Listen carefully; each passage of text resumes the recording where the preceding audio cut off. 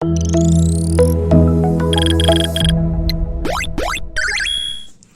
हम classification of carbohydrates देखते हैं। इनकी क्लासिफिकेशन हम हाइड्रोलिसिस की बेसिस पे करते हैं। हाइड्रोलिसिस मैंने आपको पहले ही समझा दिया है, वो हमने पहले वीडियो में एक्सप्लेन किया है। सिंपली क्या होता है, वाटर की प्रेजेंस में कार्बोहाइड्रेट जो होता है वो ब्रेक करता है इनटू स्मॉलर यूनिट्स। ठीक है, इसी हाइड्रोलिसिस की बेसिस पे ही हमें 3 कैटेगरीज ऑफ कार्बोहाइड्रेट्स बनती है। सबसे पहली कैटेगरी, उनको हम कहते हैं मोनो सैकराइड्स।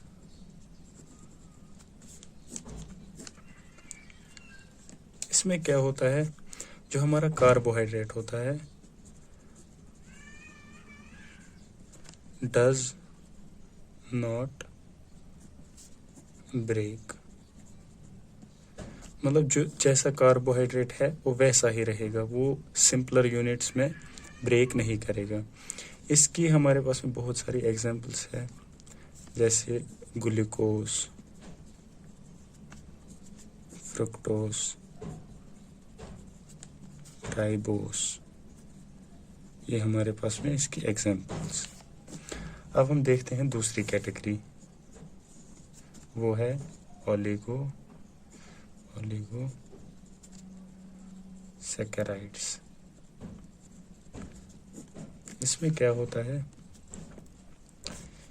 इसमें हाइड्रोलिसिस से हमारा जो कार्बोहाइड्रेट है वो ब्रेक हो जाता है। ठीक है, breaks into smaller mono saccharides.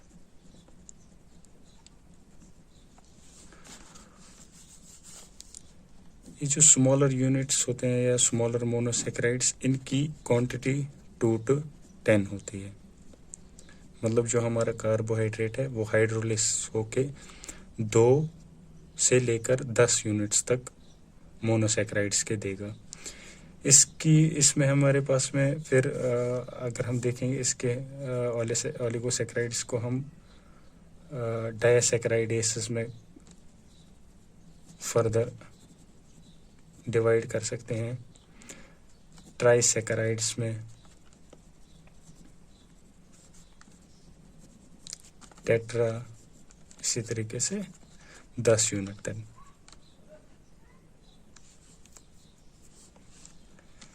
ठीक है, इसमें जो ये वाली कैटेगरी है डायसैकराइडेसिस, ये बहुत इंपॉर्टेंट है। ठीक है, इसमें हमारे पास में एग्जांपल आती है सुक्रोज की। उसको अगर हम वाटर की मदद से हाइड्रोलिसिस करेंगे तो वो ग्लूकोज और फ्रक्टोज में कन्वर्ट होता है। ये तो आपको पता ही है, ये मोनोसैकराइड है, ये भी मोनोसैकराइड है। मोनोसैकराइड का मतलब जो फर्दर हाइड्रोलाइज नहीं होते हैं, मतलब छोटे यूनिट्स में ब्रेक नहीं होते हैं। सुक्रोज और लैक्टोज भी है, लैक्टोज ग्लूकोज प्लस गैलेक्टोज में कन्वर्ट होता है। अब देखते हैं तीसरी कैटेगरी। तीसरी कैटेगरी में आती है पॉलीसैकराइड्स।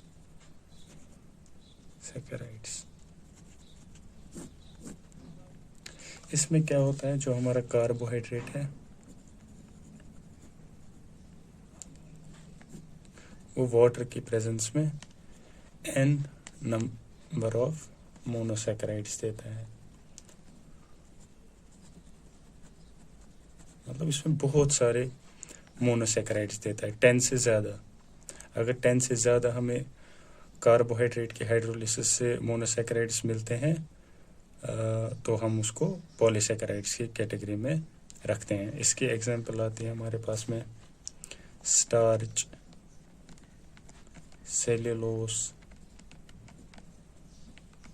ग्लाइकोजन, मतलब ये वो हाइड्रोलिसिस से बहुत सारी स्मॉलर यूनिट्स में ब्रेक होता है। ओलिगोसैकेराइड्स 2 से लेकर 10 यूनिट्स देता है मोनोसैकेराइड्स की, और पॉलीसैकेराइड्स 10 से ज़्यादा यूनिट्स, 100, 1000, ठीक है, बहुत सारी यूनिट्स देता है। ये हो गई क्लासिफिकेशन। अब मोनोसैकेराइड्स में हम पढ़ेंगे ग्लूकोज, ठीक है, ग्लूकोज। ग्लूकोज का क्या हमें पढ़ना है, एक तो स्ट्रक्चर और इसके फंक्शंस। मोनोसैकेराइड्स में हम पढ़ेंगे ग्लूकोज, ठीक है, ग्लूकोज।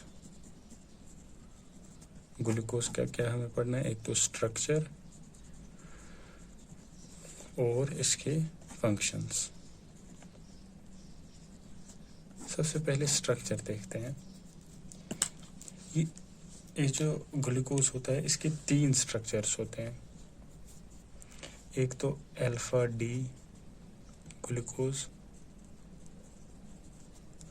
बीटा डी ग्लूकोज, और होता है स्ट्रेट चेन स्ट्रक्चर। सबसे पहले हम स्ट्रेट चेन स्ट्रक्चर के बारे में देखेंगे। उसका पहले स्ट्रक्चर हम देखते हैं। उसका स्ट्रक्चर ऐसे होता है, CHO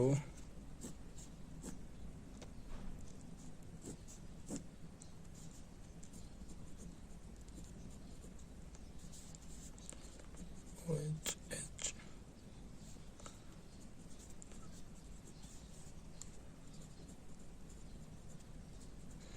ये हमारे पास में स्ट्रेट चेन स्ट्रक्चर होता है ग्लूकोज का।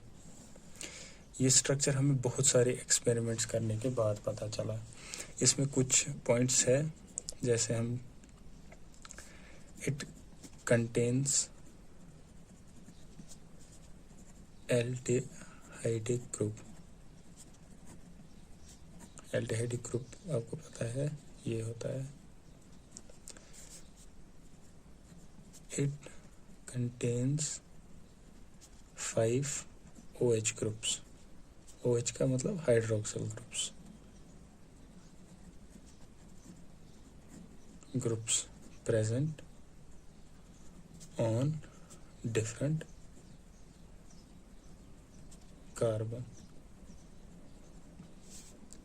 ये जो स्ट्रेट चेन स्ट्रक्चर है ना, इसके कुछ ड्रॉबैक्स थे। मतलब ये हर चीज़ को सेटिस्फाई नहीं कर पाता था। मिसाल के तौर पर हम देखते हैं, ये हमारे पास में शिफ्ट टेस्ट नहीं देता था। शिफ्ट टेस्ट में क्या होता है, अगर कोई भी एल्डिहाइड हो और उसको हम एक सॉल्यूशन डालते हैं, कलरलेस सॉल्यूशन होता है ये, जब हम इनकी रिएक्शन करवाते हैं इस कलरलेस सॉल्यूशन की एल्डिहाइड के साथ, कोई भी एल्डिहाइड हो, तो हमारे पास में रेड कलर का प्रेसिपिटेट बनता है। मगर ऐसा नहीं हुआ, ठीक है, ये रेड कलर का प्रेसिपिटेट नहीं देता था हमारा कौन, कार्बोहाइड्रेट। मगर हमें पता है कि इसमें एल्डिहाइडिक ग्रुप तो है, ये ऐसा नहीं देता था। और इसी तरीके से ये दूसरा NaHSO3 एडिशन प्रोडक्ट भी नहीं बनाता था।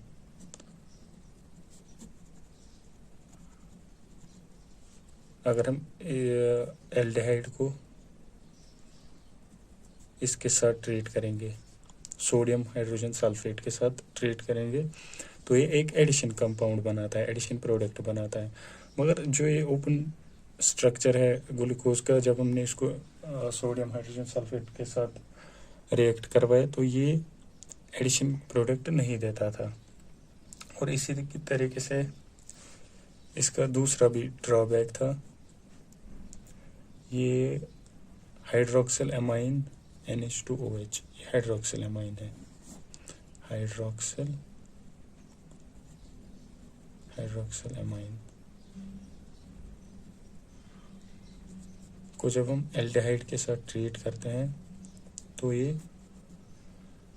ऑक्साइम बनाता है।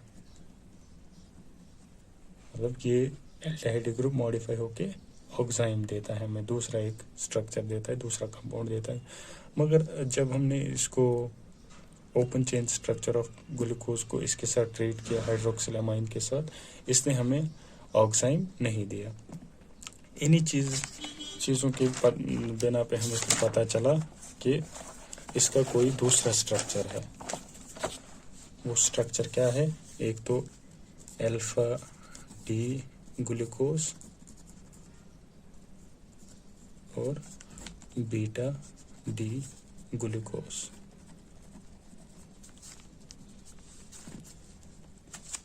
सबसे पहले अल्फा डी ग्लूकोज के बारे में पढ़ेंगे। ये जो अल्फा डी ग्लूकोज फॉर्म होती है, इसका मेल्टिंग पॉइंट 419 केल्विन होता है, और जो बीटा वाला होता है इसका मेल्टिंग पॉइंट 423 होता है। इनकी प्रिपरेशन देखते हैं थोड़ी सी, ये कैसे प्रिपेयर होते हैं।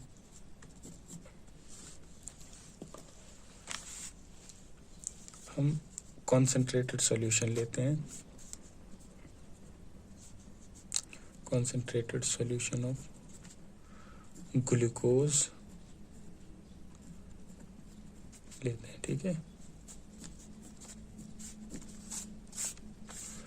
इसकी हम क्रिस्टलाइजेशन करवाते हैं।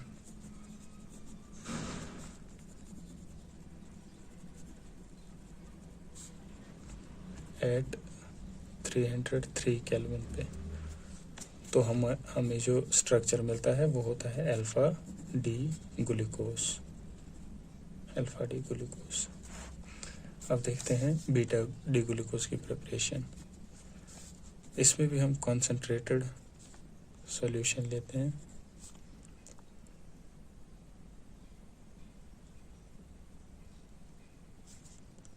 concentrated solution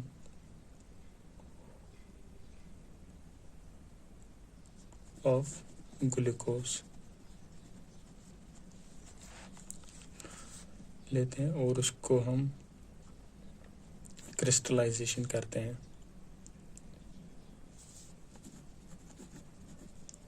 crystallisation at 371 kelvin. हम सिंपली क्या करते हैं, जो हमारे पास में ग्लूकोज होता है, हम लेते हैं उसको एक कंटेनर में, फिर उसकी क्रिस्टलाइजेशन कर देते हैं 371 केल्विन। तो जो हमें स्ट्रक्चर मिलता है ग्लूकोज का वो क्या है? Beta D glucose. अब हम इनके स्ट्रक्चर अच्छे तरीके से देखेंगे, इस अल्फा फॉर्म के और बीटा फॉर्म के। अल्फा डी ग्लूकोज ग्लूकोज होता है, उसका स्ट्रक्चर ऐसा होता है कुछ।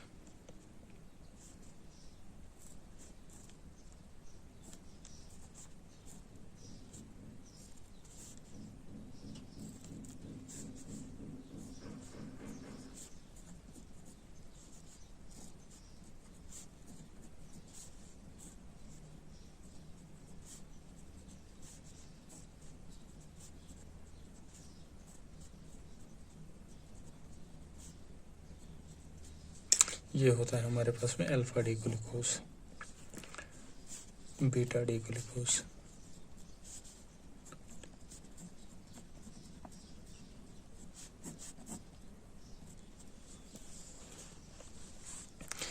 ये जो अल्फा डी ग्लूकोज और जो बीटा डी ग्लूकोज, इनका स्ट्रक्चर बिल्कुल सेम होता है, बस थोड़ी सी फर्क होती है। वो आपको मैं अभी दिखाता हूँ।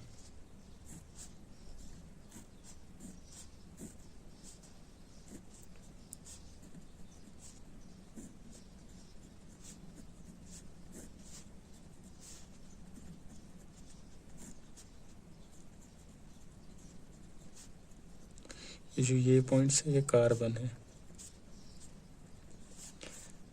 यहाँ पे जो कार्बन है और यहाँ पे जो कार्बन है, इसमें ये फर्क है। यहाँ पे OH नीचे साइड से आता है और हाइड्रोजन ऊपर आता है, तो अल्फा फॉर्म बन जाती है। और बीटा में क्या होता है कि हाइड्रोक्सिल जो ग्रुप होता है वो ऊपर साइड से आ जाता है और हाइड्रोजन जो है वो नीचे साइड से आता है, और क्या बनता है हमारे पास में बीटा डी ग्लूकोज। बाकी आप देखेंगे इस कार्बन पे OH नीचे हाइड्रोजन ऊपर, यहाँ भी वैसा ही सब कुछ सिमिलर है, खाली इस कार्बन पे फर्क होती है थोड़ी सी। इस कार्बन को हमने एक स्पेशल नाम दिया है, इसको हम बोलते हैं एनोमेरिक कार्बन। और अल्फा और बीटा फॉर्म जो है, alpha and beta forms are anomers. Anomers का मतलब ये आइसोमर्स है एक दूसरे के, क्योंकि मॉलिक्यूलर फार्मूला तो दोनों की सेम है, बस इसमें स्पेशल अरेंजमेंट में, स्पेशल मतलब जो इसके स्ट्रक्चर में थोड़ी सी डिफरेंस आ जाती है। यहाँ हाइड्रोक्सिल ग्रुप जो है वो नीचे आता है और हाइड्रोजन ऊपर है, यहाँ पे हाइड्रोक्सिल ग्रुप ऊपर आता है और हाइड्रोजन वाला ग्रुप वो नीचे आता है। बस इन्हीं की वजह से ये आइसोमर्स बन जाते हैं, और इन आइसोमर्स को हम बोलते हैं एनोमर्स। ये यहाँ पे ऑब्जेक्टिव टाइप आ सकता है।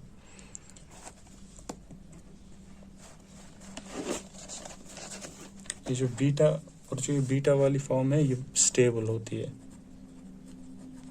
3 फॉर्म्स में, एक तो स्ट्रेट चेन, अल्फा फॉर्म और बीटा फॉर्म। इनमें से तीनों में से ज़्यादा स्टेबल कौन सी फॉर्म है, तो वो बीटा वाली होती है। अगर हम जनरल देखते हैं ना, किसी ग्लूकोज मॉलिक्यूल को लेते हैं किसी कंटेनर में, तो इसमें तीनों फॉर्म्स एग्जिस्ट करती हैं, मगर जो स्ट्रेट चेन वाली है वो बहुत कम परसेंट में होती है, 0.02% में, और बीटा वाली बहुत परसेंट में प्रेजेंट होती है, 70-80, और ये तो कुछ 20-22 के करीब इसकी परसेंट होती है।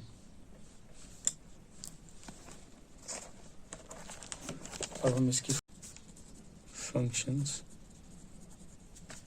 Of glucose,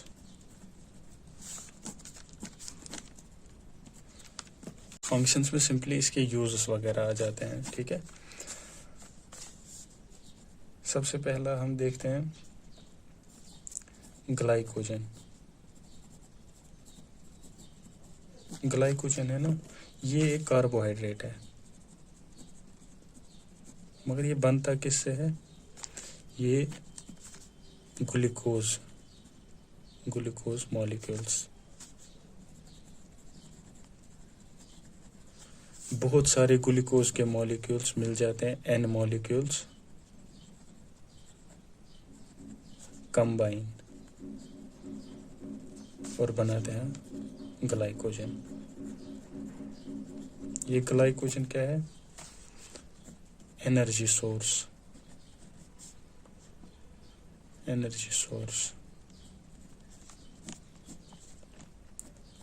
stored in liver and muscles.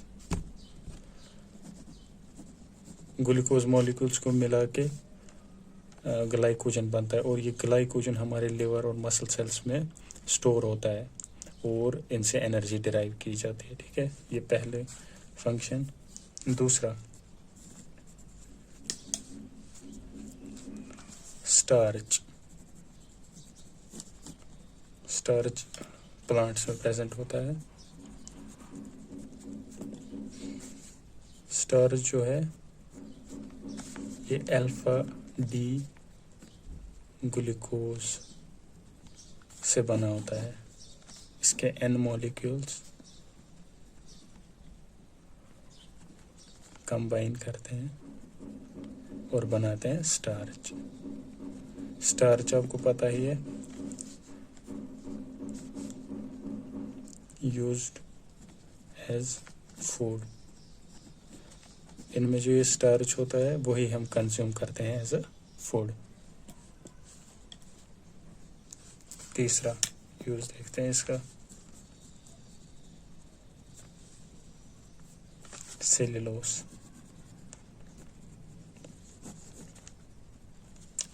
Cellulose बना होता है बीटा डी ग्लूकोज का। ग्लूकोज का, इसके N मॉलिक्यूल्स कंबाइन करते हैं और बनाते हैं सेलुलोज। कि सेलुलोज से क्या होता है, इससे हम पेपर बनाते हैं। पेपर में फिर आपको पता ही है इकोनॉमी वगैरह इसी से, पैसे वगैरह वो इसी पेपर से ही तो बने होते हैं। वुड में ये होता है, फाइबर में जो क्लोथिंग वगैरह के लिए यूज़ होती है। तो ये इसकी functions. Thank you so much.